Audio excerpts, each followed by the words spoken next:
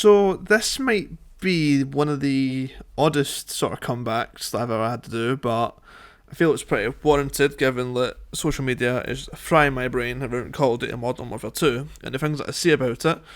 I just wanted to put my thoughts out there. So this is sort of off the cuff, not scripted, so might come across as a bit all over the place, here, there, wherever, but why don't we just go through each of the sort of modes and I'll sort of share my thoughts on it. But I do recommend watching the whole thing because it does give you the bigger picture of Modern Warfare 2 and the state of gaming in general, because that's what we got to talk about today.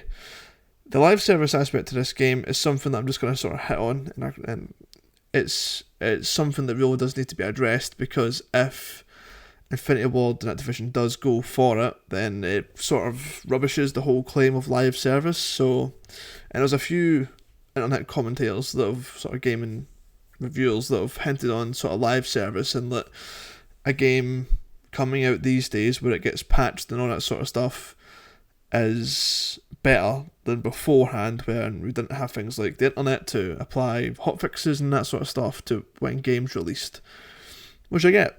It's the whole point of sort of software development, but as a software developer you do have to sort of understand that we don't like to see stuff release in a broken state, I want to say. There's this thing going around that people want to release buggy and bad software, and that's not really the case. The thing that live service allows us to do is release things in a state that at least it works, and then make it better, more optimised, add new features, whatever it may be, after the fact. The issue, that's what a software developer wants to do. They want to give you a product and you give us feedback, and then we work on it and make it the best it can be. The issue is when money comes into it, and someone with an MBA sees that and goes, well, why don't we just release things early and then work on it later? That way we can get an influx of cash, show the shareholders that we're doing really well, when really they have no idea that the game's just bombed and there isn't anything good about the product that's just released. And then before you know it, a year's went past and the developers that were working on that are now on to the next project because that one's not making them any money. That's where things start to fall down, especially when you start having project managers leaving and then you have new ones coming on where they get their metrics are always based on, right, has your project that you've released made any money? No, you're just maintaining software that's already been released and doesn't make us any money. What are you doing here? So that's why games have been infiltrated with this sort of system that every aspect needs to make money. And I'm only 26, but I remember the time when Overwatch released and everyone said this is a fantastic model because it means that we can get heroes for free. And now and now it's changed, because now you don't get heroes for free. You can if you grind, alright? There's always a grind at the end of every single thing, but we'll call it that. Activision Blizzard makes some of the most grindy games that exist. You can't spend all of your time in them. I work 9 to 5. If I want to spend a couple hours in World of Warcraft to get a mount, there's a good chance I won't get it, because to grind mounts you need to spend the next 4 years doing the Halloween quest line, if that. Sometimes it goes even longer to get, the spooky mounts and all that sort of stuff, or whatever it is. I can't remember the name of the mount, but it's the Halloween mount that you can get. Or the Lich King mount, you know what I mean? How many times do you have to run that in order to get it? Some people run that over 400 times. And the thing is, that's just what it is. It's rarities, it's all that sort of stuff. It's fine in a game like that. What's not fine is you got to pay 10 quid every month to be able to get a chance at going to do it. Which is where the sort of free-to-play systems come in, and it's where things like SWTOR do it, I think, really well. And you can go and play the game as normal. You bought the game. I bought the game. I remember when SWTOR you had to buy it. Now I think it's completely free to play. I remember buying SWTOR and then being sort of met with the realisation that I didn't really ask for SWTOR. I wanted a new Knights of the Old Republic. This is all I'm going to get, and now I need to pay 10 quid a month to access it. And what if they shut these servers down? There was a time when SWTOR went through a period where it was just completely dead. There was no servers. I mean, the thing is, it used to be Realms back then. So and you might wonder, what does this have to do with Modern Warfare 2? What it has to do with it is that this is a live service game, and it's expected that they'll be supporting this to the end of time. That's not what happens. Overwatch had a really long support sort of life cycle. It had plenty of seasons, plenty of competitive stuff. They constantly changed the game, the meta. Whether you agree or disagree, it was a proper live service game. What happens is people go, well, I want the old service game back, the one that launched way back when you had Diablo Inferno progression. Remember when Diablo's difficulty was completely different to what it is now? Now some people call back for classic World of Warcraft, classic Diablo, classic whatever, because the game they bought isn't the same as it was back then. And I think this is where regulation and legislation has to come in to make it so that if you're buying something, you're getting that product. And if they want to change that in a substantial way, they should give you different versions of it. Something like a World of Warcraft Classic and a World of Warcraft Retail. You get the product that you bought way back then, and then the service just carries on. I think that's what makes sense, especially in 2022. It's completely possible. If any developer tells you it isn't possible, it is. If any developer tells you there isn't enough resource for it, small projects I get, indie projects, it shouldn't be akin to them, but we're talking multi-billion-dollar studios. If Microsoft can afford to buy Activision Blizzard, they can afford to keep servers up for games that don't really matter anymore, that some guys in a basement want to get together and play for a couple hours on a weekend, you know. And a lot of people do. A lot of companies still do that. Some of the old servers for all the old Call of Duties are still active just now. All the old master servers. Heck, Call of Duty 4, you can still get games with that, and even though the remastered game's out. Actually, I think the remaster is more dead than the old game was, because it doesn't release under the right circumstances. You know, things are missing. Server tools. Dedicated servers are completely gone now from most games. Back in my day, I'm only 26, back in my day, you could buy Call of Duty 4, get a dedicated server tools for it, build modifications for it, get your own skins, hire some graphic designers, get them to come in, make your server completely cool, and then you'd have a community. People would donate you $5 to get access to all the cool skins, maybe some cool weapons, and sure, there was the case where you could make it pay to win, and people could, you know, just make OP weapons that kills you in one hit. You just didn't join those servers though, you just marked them as, you just blocked them. So I did back then. It's what we did in Battlefield 3. Battlefield 3 had servers. And fair enough, it wasn't the same kind of system that we're used to, where you had to go through registered game server providers, which half the time it didn't feel like their servers were actually up for it. I felt as if I could have hosted it better myself. This is what gaming is. Everything is becoming monetizable, commodified. It's run by business heads. It's not run by engineers. It's not run by software developers. It's not run by people with a passion. It's just not. And that shows in Modern Warfare 2. So the rumour is that this game is going to come with paid DLC at some point in the next year. And the issue that I have with that is so much of this game has been cut for live service monetizable content that if they do that, it rubbishes the whole claim that live service and microtransactions exist to keep the whole game free. Effectively, you pay for the game once and you get basically everything. You can have the base experience. You don't need the golden skin that comes with a gun.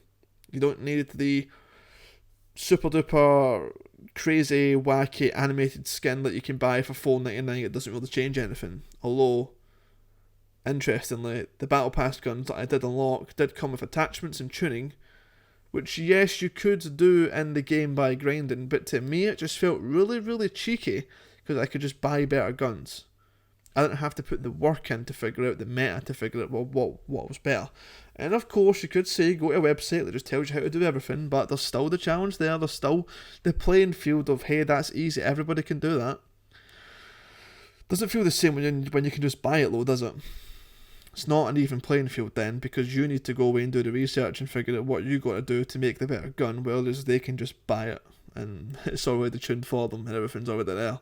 So you see, it's those little things that these companies do so that people like me can't say it's pay to win. I'll say it's pay to win, but you'll have the audience saying it's not. But that's where we disagree, and that's where we're always going to disagree, because this argument has been going on since even before Overwatch. Is CSGO loot boxes it's been in there as well, where back in the day on CS 1.6 I'm pretty sure you could just have custom servers and People could create their own skins, their own guns, all that sort of stuff, their own game modes. Still do it in CSGO, I'm pretty sure, with the hosted server tools that they have in there. In fact, I'm pretty sure a lot of creators do actually use that for trialing out skins before they then put it through Valve's skin system that they can even earn money from. It's pretty cool. Gives people a way to make money. There's nothing like that exists in Modern Warfare 2 though.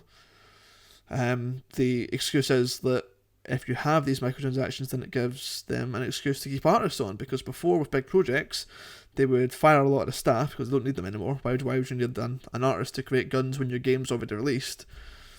To that I would say, what about the next game? Call of Duty was an annual series.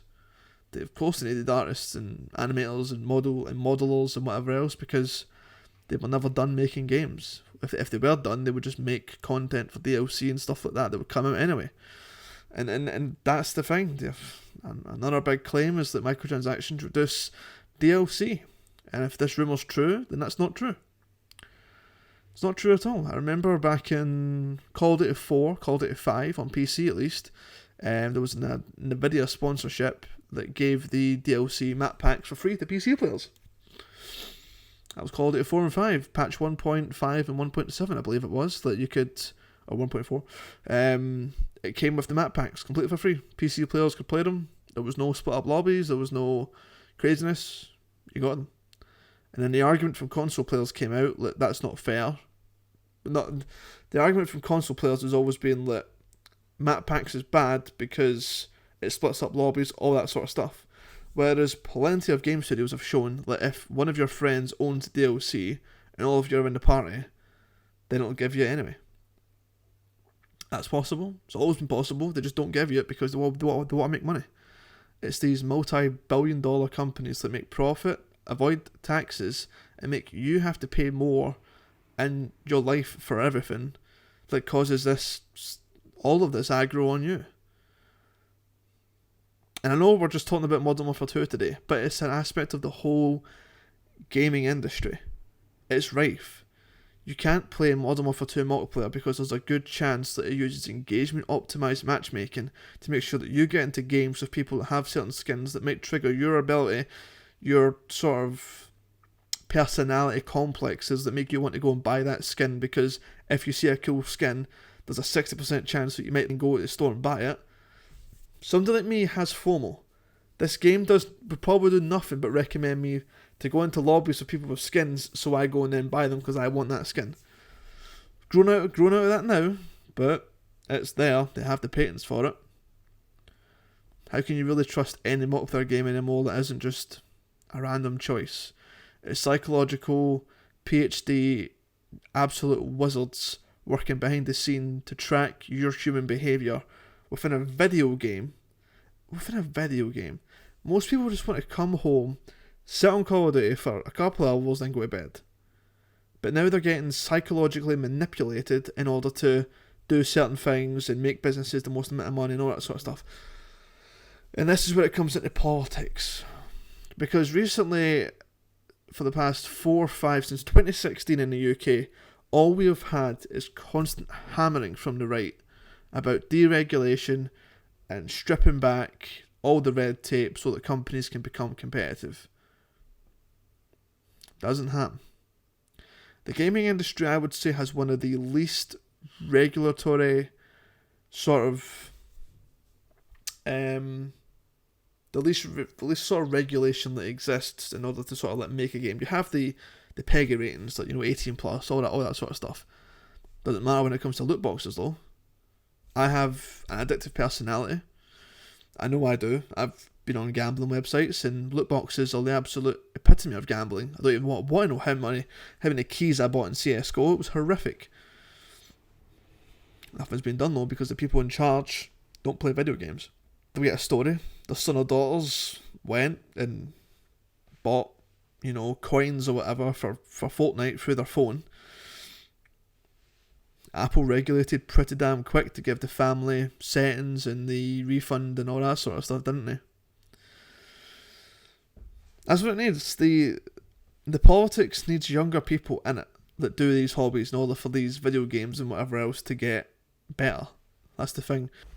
So the campaign mode, for those of you that don't know, Call of Duty Modern Warfare 2 has another game with the same name, released in 2009, called Call of Duty Modern Warfare 2.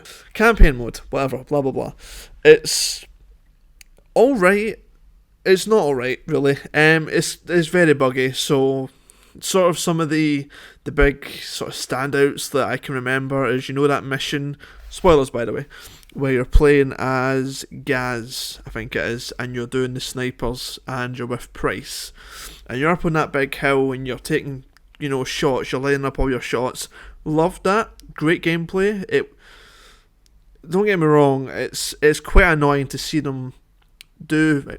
I love fan service, right? But it's annoying seeing them just so blatantly using the ideas of the last game-ish, if you know what I mean. Like, it's like they didn't want to completely rip off the Pripyat Chernobyl mission, so they did it this way, and it's like, it's just not, like, the old mission was better, and you've done like a sort of fan service call, like sort of mission that calls back to the old game, and I like that, but it doesn't work if that mission isn't up there with how the mission was back then, where you had to take Captain McTavish, and was it Captain McTavish? Was that his name? It might have been his name.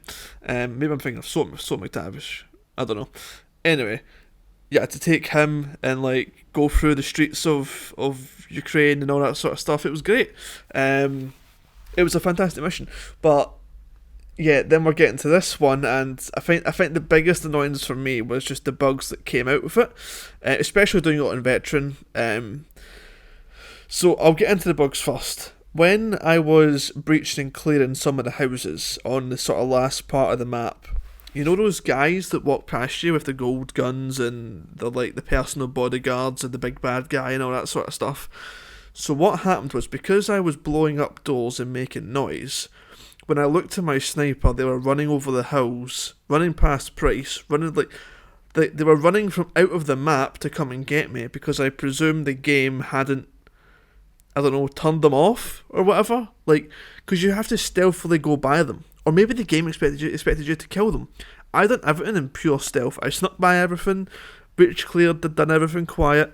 Even the guns that I was using were quiet, so that I was using the tear gas to throw down the sort of shoot, and then they came running over the hill because I'd done that, as if it made a noise and they heard it from over the hill or whatever.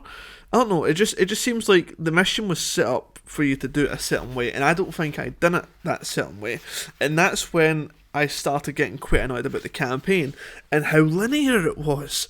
So I recently done a massive playthrough of all the old games, trying to get all the old veteran achievements, which I've done.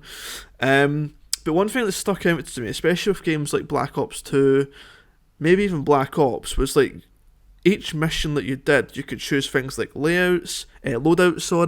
You could do certain different parts of the map. So I think it's your buddy in Black Ops 2, Harper.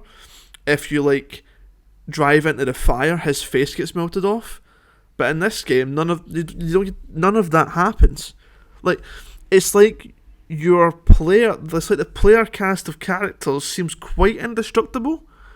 So, like, take when they captured the agent woman who was like overseeing the missions and that sort of stuff on the boat. That'd have been a great opportunity there for them to kill her off, but they didn't, because they probably want to sell her as a skin. Or take Gaz, even Soap. Like, Soap dies in Modern Warfare 3, but in this game, it doesn't really seem like anybody. Like, Soap got stabbed, I'm pretty sure he was shot at one point, and he's still happily alive going about his own business, and it's like, that'd have been a great opportunity there to kill that character off, maybe get some emotions, but obviously, if they do that, then, well, they aren't really going to be getting that skin money now, are they? Because the character's now dead and they can't reuse them. And I think honestly that's why they rebooted the franchise, because they had a lot of those iconic characters that they now can't use because they're all dead. Because obviously they couldn't create a Modern Warfare game, bring back Simon Riley, the old voice actor, and be like, oh yeah, he's in this game. You can't really do that. I liked what they did back then when Call of Duty 4, when Gaz died, they used the same voice actor for Ghost. That's a good way to do it. I don't mind that. I don't mind having the same voice actor because I mean World of Warcraft used quite a lot of the dev team to do certain voices for certain characters, and we all have to look at certain popular TV like Seth MacFarlane's Family Guy to see that he does quite a lot of the voices for all the characters. He just changes them a little bit. That's all you need to do. If you're a good voice actor, you can sort of deal with that when going from game to game with different character to different character. It's part of the job, right? But with this, I'm just not getting those vibes, you know. And actually, when I was first introduced to Soap in Modern Warfare, I had to look up the voice actor to see who it was because I was like, if this is a guy that isn't Scottish, I'm going to be fucking raging. But no, the guy is Scottish, so they saved themselves there. It's just at the very start he sounded quite, you know, down south, I would say. But no, he seems like a proper good lad, all that sort of stuff, and I'm quite glad with his performance. It was pretty good. Like the jokes between him and Ghost doing the mission where Soap's injured, as he seems to always be in these games, and he has to like go through the streets and all that sort of stuff. And him and Ghost are doing a lot of back and forth on the mic. Absolutely loved that. Having the ability to choose what voice prompt to send back. I guess that was the dynamic story aspect that they gave us. There wasn't any, you know, pivotal storyline changes, but hey, you can say different words back to the other character. Alright, okay, that'll do, I guess. I guess I'll be replaying that story just to see what, if I press button 5, what the thing will be. And can I say, for a start, that voice prompt on PC, nobody in Infinity Ward played this game on PC. I refuse to believe it because that was the most annoying prompt that there was to do, because you had to look at the prompt. You only had a few seconds to pick one because the game gave you a timer. First of all, never give me a timer for anything in a game. I hate timers, they ruin everything because it makes it an anxiety-driven nightmare. But anyway, they gave you a timer and they basically say, quick, press a prompt.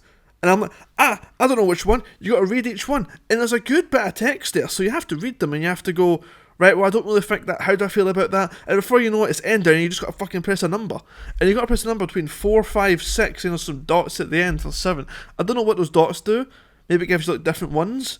But I have no idea. And the thing is, you don't instinctively think to press the number 4 on your keyboard. I don't know about you guys, but I had to look down at my keyboard and look for 4. I'm a touch typer, I play games, I do like competitive gaming, all that sort of stuff. I've never really had to press 4, 5, 6. I had to think about that. I had to look at my keyboard and go, shit, right, where is that? So I'm presuming when you have a controller, it's like press A, B, X, and Y. I don't know why they didn't just decide to just make it a better button, like tab, caps lock, shift, or control. Probably a lot more easier. Especially when those bits didn't actually need you to do anything quite intensive anyway. It was slow bits of the game, so you could have just let the character wait to not have a timer or anything like that, but alas, that's what they did. And yeah, the veteran in this game is a lot of bullshit. I will say that. The veteran in this game is a lot of bullshit. I had a lot better experiences with the older games, with Call of Duty World at War, with Call of Duty 4. And I know that might sound crazy, because those were the grenade spam nightmares that they were, but I am not a fan of the AI just being able to lock on and shoot you with 2 hits. The time to kill in this game is really, really quick, especially in campaign, especially on veteran. The issue is that the AI doesn't seem to even acknowledge things like smoke or anything like that. See, on the mission where you have to go in the cargo, you have to go on the ship, you're on the cargo ship, and then everything's sliding back and forth, the containers are all moving around. Horrible. I think that took me, no joke, 70 attempts. No joke, because you would hide behind a container, run past it, shoot the 3 guys, get them down, and then an enemy would spawn up in the top left, you would get him, and an enemy would spawn over on the right, coming out of some random door, and you'd be like, where the fuck did he come from? And he'd get you, or you would get him, and then someone would spawn to the left, and he had a shotgun, he would shoot you in 1 hit, and you would die, and then, oh wait, there's some guys up at the window bit, and they'll just snipe you with no hesitation whatsoever. The AI just locks onto you. There's like no ifs or buts about it. The AI will just lock on and kill you quick. So the way I got around that, like, because the thing is, you didn't have any grenades or anything at this point. I was out of tacticals, I was out of everything. The ammo I had in my gun, I seemed to run out of ammo quite a lot in this campaign as well. It was just a constant sort of chaotic mess where I don't think I was actually having fun. I was just doing it to get it out of the way. Because the thing is, I play campaigns on the hardest difficulty. I like the challenge, but it's more to get it out of the way. That way I don't need to go back and revisit them. And on this one, I can say I'm quite glad I did that, because I can't see myself ever playing the Modern Warfare 2 campaign ever again. The first one I've actually not played again since I did it on Veteran the last time. The video's on my channel here. But the other ones I routinely play at least probably once a year. World at War is my most favourite game, my most favourite campaign. It will always have a place for me. Like, I advocate every single person that's into gaming to at least play that game once. It's gritty, it's dark, it's about, the war. And in this game I don't really get anything. It's like, it's like a flashy sort of drug busting sort of thing. And I guess at the end of it I was also wondering why I was even there. So the plot, for those of you, and that's the thing, I know I'm sort of skipping all over the place, but maybe that you guys can sort of get where I'm coming from with this, because this was a really chaotic campaign. The plot's the same. Like, I didn't expect them to literally copy the plot, but they did. Shepard betrays you in this campaign as well. Like, there's nothing else about it. He betrays you here as well. Now, one really, really interesting detail that I loved about this is when you're talking to one of the characters, and let's just say you're talking to the guy that runs Shadow Company, which is funny. Shadow Company's back, by the way. His name will be in blue because he's an ally, and then when you aren't too sure whether he's an ally, his name will be in orange, signifying that he's a neutral. And then when he's going against you and shooting you, his name's in red. I love that. I've not seen any Call of Duty game do that before to this degree. I think they've probably done it sometimes, like when Makarov had like a yellow text and then he had red, that sort of stuff. But in this one, they actually do it to like a much better sort of thing where you'd sort of notice it. At least I noticed it. It was a really good minor detail that really solidified sort of that sinking, because even maybe in Modern Warfare 2 they did it where Shepard's text was always sort of neutral yellow and then it was red at the end. Maybe they did something like that, but in this one it was a lot more pronounced, I want to say. It was cool though, it was pretty cool. But yeah, the story was just a complete sort of copycat. Basically Shepard lost some missiles, wanted to cover it up, brought in Shadow Company to do so. First of all, he used Shadow Company to move the missiles and they fucked it up because they didn't have proper intel.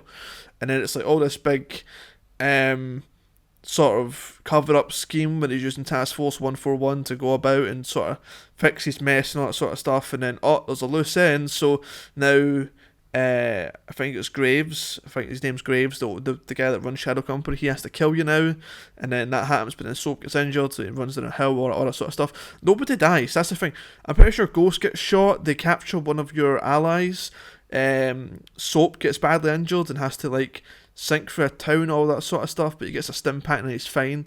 Like, there's no real danger at that point. See, once you've done that and like people aren't dying and all that sort of stuff, it's like even Farah comes back and she's like helping you out with some of the convoys and that, and one of these big routes that you have to follow, and there's no risk to her. She's still alive. There's nothing to make skins off her, so yeah, there's nothing really. So it sort of let me down in that aspect. I expected someone to die, but nobody did, and it was just the same sort of plotline as Modern Warfare 2. I was hoping going into this that we'd see a little before betrayal Shepard, where someone was really like sort of working for the country, but no, he was just the same old Shepard, really, sort of stuck the knife in you. He didn't really do anything. In fact, you don't actually kill him at all. He just sort of hides and slinks away. But yeah, one of the points I said earlier was I wasn't sure why I was here, if you know what I mean. Task Force 141, I'm not entirely sure the premise of it, but I was led to believe it was some sort of joint military thing between the UK and US, and from what I understand, at least in Modern Warfare 2, you were able to play as the Rangers, the United States Rangers, so that put you in control of the army over there. And then Task Force 141, I'm not entirely sure where the lines of command began to get sort of run down to where Shepard then began running them, because I don't think he did, actually. Thinking back to the story of Modern Warfare 2, Task Force 141 got disavowed because, what is it, the Rangers, you were Roach and you brought Shepard, you brought Price in, didn't you, to like launch a nuke or something, but you didn't want to do that. But it's just in this one, you're playing as Gaz, who was a police officer, right, or some sort of special agent for the UK, and he's now running about taking orders from Shepard, sort of, or Price, I guess. And then you're playing as Soap in one of them as well. You're playing as Soap, who's, again, British sort of special forces. He's in there, and he's in Task Force 141. They didn't really explain it and how they all ended up there, I guess. I'm trying to think back to the old game, so it's just a little bit confusing. It was a little bit like, I don't get why I'm doing this, and it's not like the CIA or like some American task force or shadow company. Like, why am I the one that's having to do all this? It just didn't really make much sense, to be honest. The plot was a bit all over the place, and I just played it a couple of days ago, and if I'm coming away from it like this, clearly didn't do a good job explaining anything. So yeah, I think we've battled on the campaign quite a bit. We're now about 18 minutes. Yeah, bit messy, bit all over the place, buggy as all hell. The veteran is stupid difficult.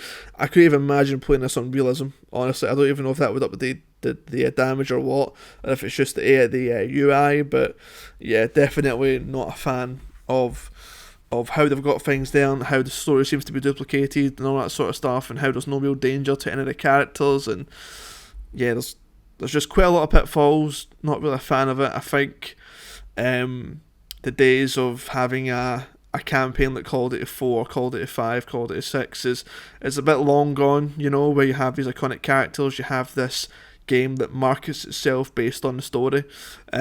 Honestly, I've not even seen any marketing based on the campaign, based on Shepard, based on anyone. It just feels like they're throwing it in there just for the sake of it. I don't even know who wrote it.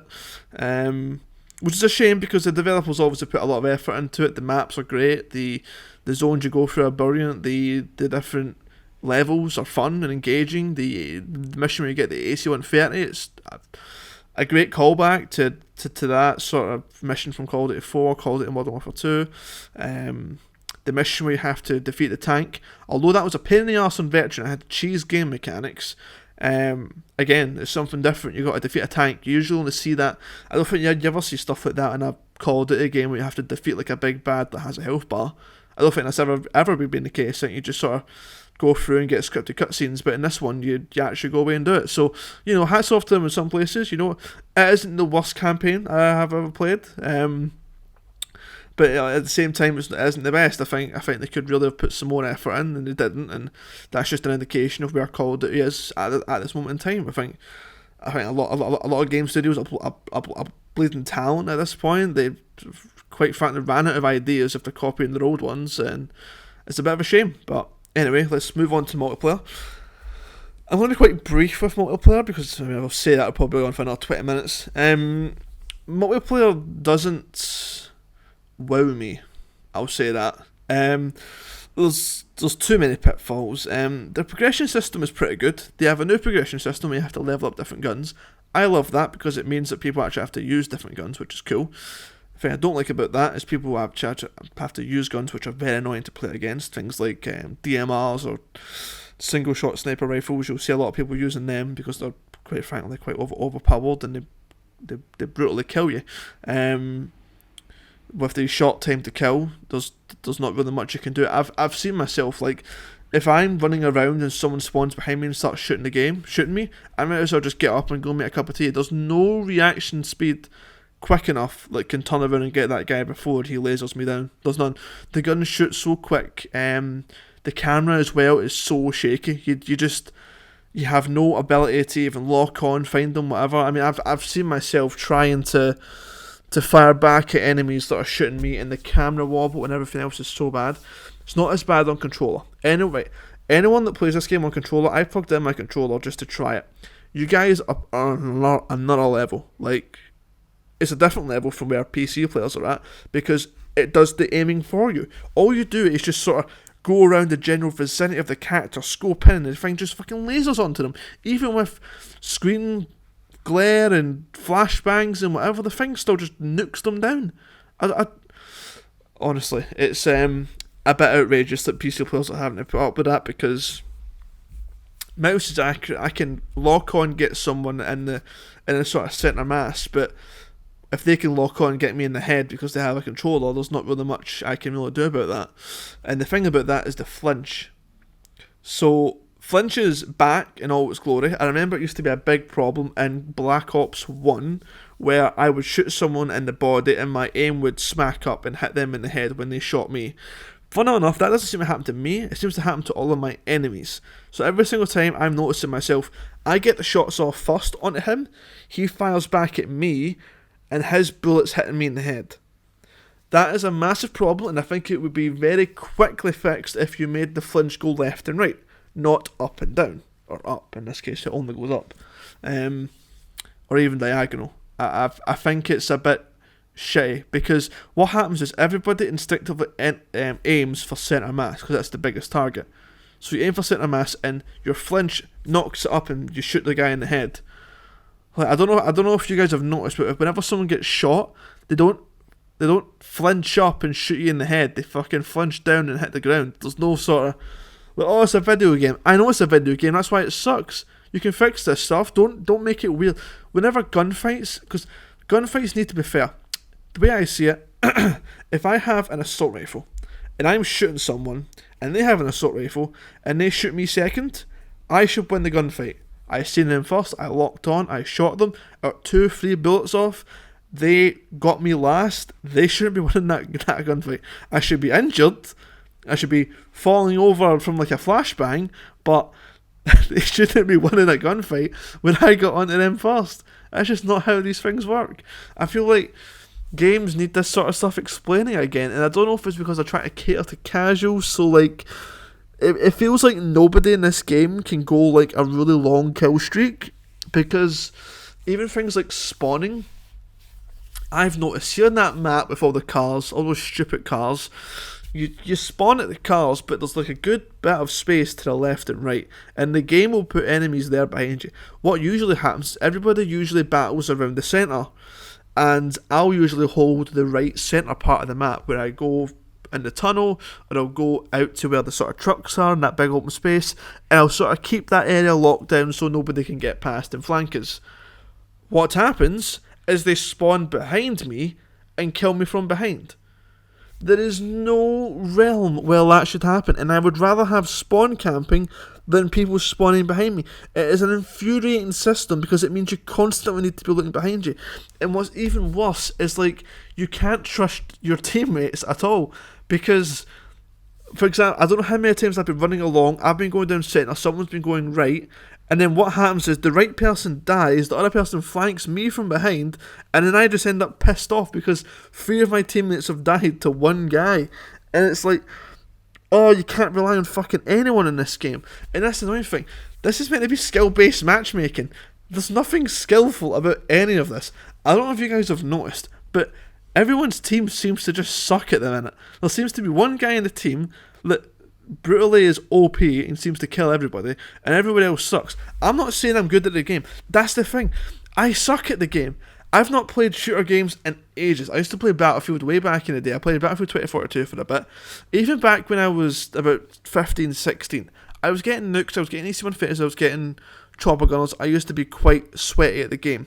Even if I turn sweaty mode on and like go for kills, you won't get them, because the game punishes you so much. It punishes you for fast gameplay because you die so quickly that you can't even get your gun up before you actually shoot someone, which is weird because, again, everybody else pre-files corners and whatever else, so it's like, yeah, I get it, like, that's the way you're meant to play this game. That's what I'm saying. I don't like the way that sort of thing handles, because it's just boring. It makes you have to like go round corners, zoomed in, check corners, blah blah blah. I like to be quick. I like to run into a corner, fucking dolphin dive, check each corner 4 times with a DPI of 6400, scope into people's heads and blow them off. This is the point of multiplayer video games, right? Everyone deserves a chance to get their AC-130 or their cruise missile or whatever else, and I'm not seeing that here. I'm seeing a lot of sort of dodgy gameplay and just not fun experiences. And I think it sort of harps back to the sort of free lane map design, where everyone sort of is able to kill you from 17 different angles because everybody can flank you from everywhere, which is kind of nice. So if you try and lock down a position, there's a good 100% chance that if someone doesn't just one-shot you with a sniper head-on, because obviously that's how snipers just seem to just dominate at the minute, they'll just go around to the right and they'll flank you with shooting through walls, they'll go around to the left, and there's nothing much you can really do about that. But the issue with that sort of gameplay is that I don't even know what the tactics are to sort of win in this game at this point. You can't go quick because you get punished for going quick. You can't go slow because if you camp and look around, it's kill cam watchers as well. There seems to be an abundance of people that are kill cam watching to see where you are, and then you can call it within 5 seconds till they're pre-firing trying to kill you. And the only thing you can really do is reposition after each kill, but that only works so many times before you've killed a lot of members on the other team and they're all coming to get you. That's one thing I noticed, was like there was a part on the map where there's like a big sort of factory. It might be that electro one or whatever, I don't know. But I was camping up in one of the buildings and I managed to get like a good 7 or 8 people or whatever it was up there, just sort of checking each corner, checking each back, just sort of shooting where I think they would be. Ran out of ammo eventually, was on my sort of pistol. But then 4 people just came swarming up to try and get me because they were just sort of sick of me being there. And yeah, I could have like changed position, but the issue is if you change position, you run into the issue of either running into someone that you don't want to run into, or someone spawning behind you, or spawning where you were. That's the thing. I was in one of the maps where I was sort of at this bit, I get locked in this area, and I'd moved away, and I watched the kill cam of the guy, and he's spawned in the building that I just came out of, that I was securing. And like he was running towards me because he knew I was in there, I must have came out. Like, and there's been plenty of times where I've spawned behind people as well. I don't know how many times I've been like, and yet they're not even that small maps. There's big massive open zones on the sort of edges of them that you could spawn in, but they don't seem to be using those for some reason. A lot of issues with multiplayer. I find the whole thing pretty unfair. There's issues of course with the battle pass not having launched. Warzone isn't here. I don't like BRs, I don't really like Warzone. I'm really here only for the multiplayer. I don't really I can see why this multiplayer hasn't had a lot of the time and attention put into it. Quick fire stuff I don't like. The UI, the fact that hardcore mode isn't here, competitive isn't launched. A lot of things just seem to be a bit stupid. Like somebody unlocks to get certain scopes and that sort of thing is a bit too punishing. I feel that the attachments for the gun should be related to that gun. I feel that you should be able to do every challenge with every gun sort of thing, because not all people like using all the guns. Especially, I had to do, to get that MP5, I had to get the assault rifle to level 14, but before I did that I had to get the battle rifle to level 12. And it was the most horrible gun ever. The recoil on it was horrendous. It didn't kill anyone. It took 5 or 6 hits. I remember I went into a room of like 6 people and I managed to kill one. I managed to kill one before they all turned around and just blasted me. And the thing is, if I was watching a Twitch streamer, he would have killed all 6. Not because he shot him in the head, but because they just weren't looking at him.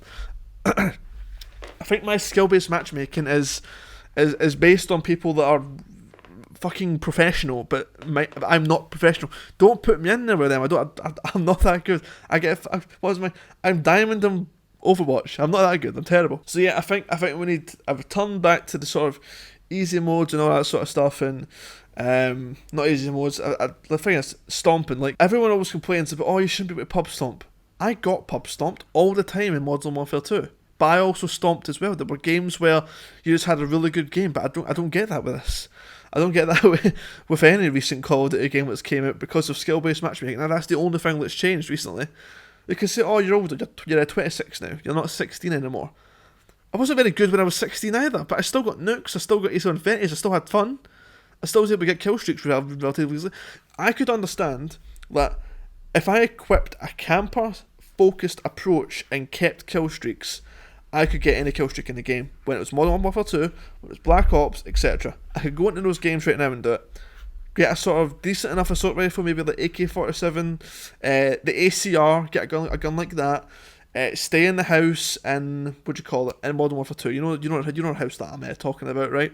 And just sort of high ground, keep down on the people from below, and you'll get some pretty good kill streaks. Nothing like that in this because someone will spawn in the upstairs bedroom, which is a bit of a shame. So this is Sean from the future. The last mention that I did in this review, it was when the game first came out. A lot of things have changed since then. Warzones came out. There's a few different game mode changes, stuff like that. Weapon changes, UI changes actually. I have actually played it since then.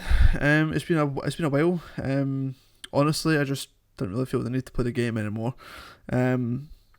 It's a lot of things really, because what usually happens is whenever a game like this comes out and there's like, let's just say like a random exploit around like weapon XP, as soon as I see something like that, I know that when I come back to it, it's going to be patched. So it sort of defeats any sort of like reason to go back and sort of level things up or whatever, because I know when I go back I'm going to be like far behind in the game, if that makes sense. And MMORPGs fix this quite a bit because they'll take your progression that you last logged in at and apply a boost to it so that you can level up quicker than everyone else. But when you're selling battle passes, you got to make money somehow. Anyway, the thing I wanted to talk about was the Warzone changes that have came out. I know Warzones came out. I even played that a little bit with some guys on stream, and it was alright. A little bit. I played it first solo, and had performance issues everywhere. Like the minute you get into the plane, it lags like hell, goes to like 2 FPS and breaks everything. Basically, it's unplayable. And then going on from that, when you keep going and parachuting, you don't know where you're landing because again, still 2 FPS, still trying to load in the map. Did manage to fix it by putting nearly every setting at low, but that's not really a solution that I want to do. But unfortunately, it's what you got to do to play this game normally, and even then, it still doesn't actually perform very well. Like whenever you go to a gulag, it constant FPS drops in there because the game's loading new areas of the map. And my hardware is not bad. I've got a Ryzen 9 3900X, I've got a RTX 2080 Ti, should be sufficiently powerful. Games on a M.2 SSD, PCI Gen 4. A lot of these things should be fine with the hardware that I've got, especially when it's on low settings. But it just feels like this game is so unoptimized. So whenever I see things like that, whenever I start glitching around, going around corners, whenever I aim into someone and the scope doesn't work, I immediately just get defeated about the whole game. There's no point in playing it when the hardware and software environment that you're playing in is inherently unfair, because I don't ever want to get in a situation where when I'm playing one of these games and I'm shooting someone and they have the advantage because my game started to glitch, jitter, lag, all that sort of stuff. I hate putting it down to that, because I'd rather he just be the better person out of us that got me first, or was more tactical, or went round left and I went right. I'd just rather that be the case than, oh, the game is buggy, doesn't perform very well and is broken. So I haven't played it since, don't think I will.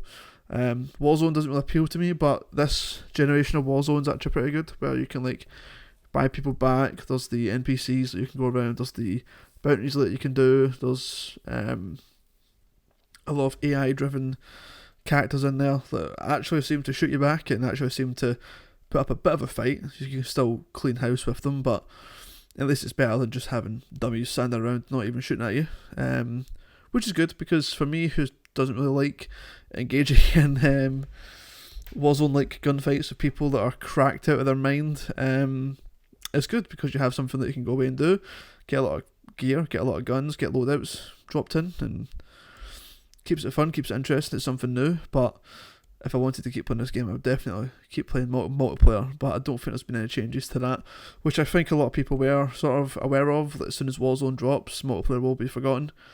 I think that happened in the last game. I know that they've brought out the Roundhouse map, which I've tried. It's neither good nor bad, it's just Roundhouse. I don't think I actually remember playing that one. I think I got it confused with the Call of Duty 4 map, Slaughterhouse. So when I went into it, I was like, this is not Slaughterhouse. But I tried it and it was alright. It wasn't my most favourite map. I'm waiting for them to bring shipment out. They've not done that yet. I think it might even have come out yesterday, but I've not logged into to try it yet. Other than that, would I rate the game? I don't know. Honestly, it's alright. Like the campaigns, the visual effects of the campaign is really good. I like that part of it. The bugginess of the campaign just gets me. Multiplayer is just not done enough to keep me sort of on the game, coming back. And when you do miss a few days of the game, there's no sort of boost to keep you going. I feel like a lot of the good 2022 gaming techniques of people that are going out working, that sort of thing, haven't been implemented into this that could have been. I feel like it keeps trying to punish you through FOMO, with daily challenges and stuff like that. Like you need to do every day to get the XP and to get the rewards.